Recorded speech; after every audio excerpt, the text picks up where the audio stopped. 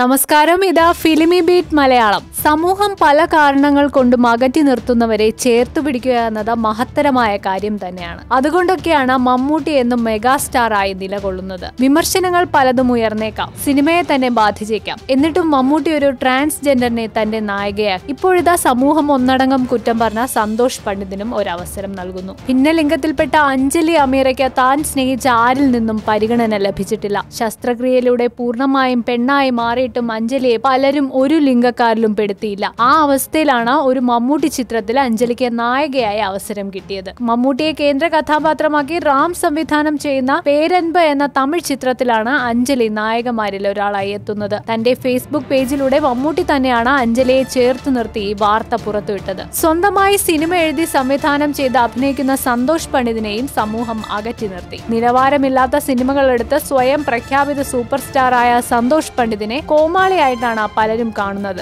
Cinema ലോകത്ത് പലരും അദ്ദേഹത്തെ കളിയാക്കി. അപ്പോഴാണ് അജയ് വാസുദേവൻ സംവിധാനം ചെയ്യുന്ന തന്റെ പുതിയ ചിത്രത്തിൽ സന്തോഷ് പണ്ഡിതിനും മമ്മൂട്ടി അവസരം നൽകുന്നത്. സിനിമയിലെ തന്നെ പലരും സന്തോഷ് പണ്ഡിതിനെ ക്രൂരമായി വിമർശിച്ച അവസ്ഥയിലാണ് മെഗാസ്റ്റാർ അവസരം നൽകുന്നത് എന്നത് ശ്രദ്ധേയം. കൂടുതൽ വിനോദ വാർത്തകൾക്കായി സബ്സ്ക്രൈബ് ചെയ്യുക ഫിലിമി ബീറ്റ് മലയാളം.